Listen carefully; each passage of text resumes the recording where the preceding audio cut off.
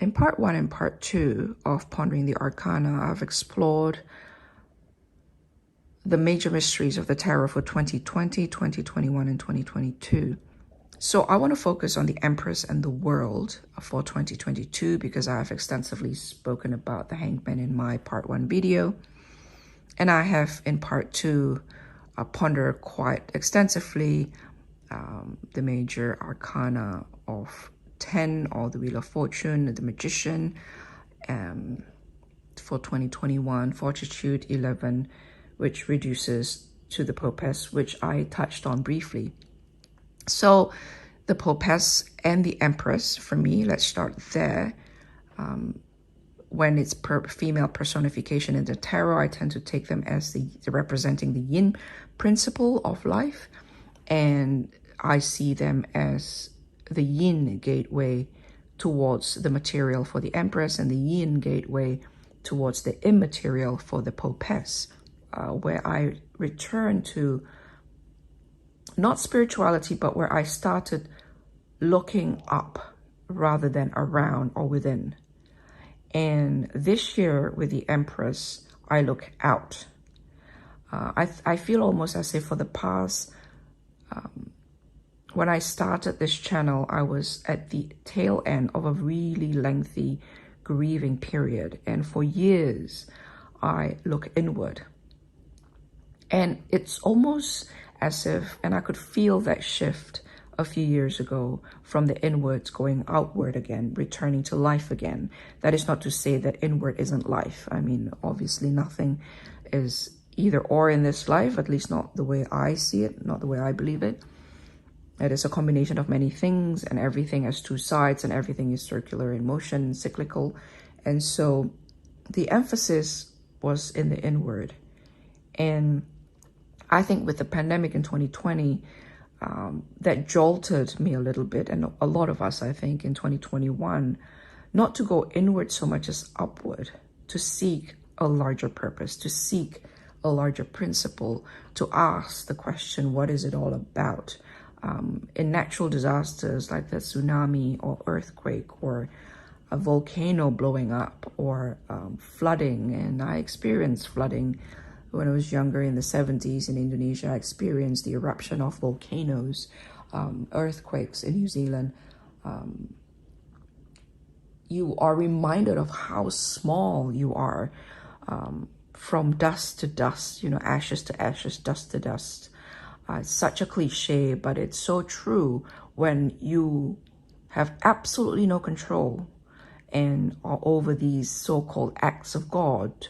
Whether you believe in God or not, you would be able to appreciate the phrase act of God, something larger than ourselves. And 2021, certainly after being so, I don't know if I want to say deluded, but we are so used to being in control that we think that, at least for me, that the pandemic is going to be this way in 2020. And in 2020, when things are going to be not return to normal, but we all say new normal. But when 2021 and 2022 came, for me personally, it was still, I am still trying to wrap my head around the fact that new normal isn't normal. That new normal is basically a complete rewrite of everything. I mean, I don't mean to exaggerate, but I think for a lot of us, this is true. It's almost as if everything before 2020 it's not, it doesn't exist, but it stopped in 2020 and everything restart again. Life plans, old habits, infrastructures in life, financial, health, emotional, personal relationships are affected. For us, we have families across the globe. You are forced to reevaluate and reframe and redesign your infrastructure, your emotional infrastructure, your social infrastructure, your physical infrastructure, plans of going forward, how you go about things in 2021. And with that Popess, the yin, not passive is not the right word, but there's no English word to describe yin. There's a reason why yin is yin and not called female, principal, or passive, or receptive, or any of those words. There's a reason why yin is yin and yang is yang. I hope I'm pronouncing those words correctly because I don't speak Chinese. And yin, immaterial, typify 2021, because the material is completely out of our control. We have no choice but to live with things, and we have no choice but to reflect on things and return to the drawing board in 2021. In 2022, though, with the Empress and the Hanged Man, on the one hand, you are forced to accept situation as is and be on pause. Not only are you hanged, but you're hanged upside down. But in my last video, in part 2, I have finally come to, upon reflecting all of these major mysteries in part 1 and part 2, I came to the realization of the experiential acceptance of the serene hanged man rather than the fighting, struggling hanged man that I felt lectured upon having to accept as something higher, other than higher and more than someone being strung upside down, because that's certainly how I felt earlier this year. But now, although I am still swimming in the sea that is shoving me around, pushing me around, and throwing me about, like when you were hanged upside down, like the hanged man, I also came to the realization of strength, the realization of the magician, the realization of the Popess in my last video, part 2, where you are stronger and with purpose, and that you are in command still, somehow. And the other side of the hangman coin, the Empress, the gateway into material, is a nice conclusion, a nice full loop back, I suppose, to that idea of a serene hangman, where somehow he materialized things, somehow he manifests, somehow he made things happen, somehow he gave birth to realities in the physical world, in a concrete, not so abstract, but in a real day-to-day concrete level materialization of realities. And so I suppose for 2022, the theme for some of us, if you are pondering the hangman and the world and the Empress, the yin gateway to materialization, and the world, I always think of Tarot of Delphi's depiction of the world, a tarot deck that I no longer have, but it's imprinted in my mind.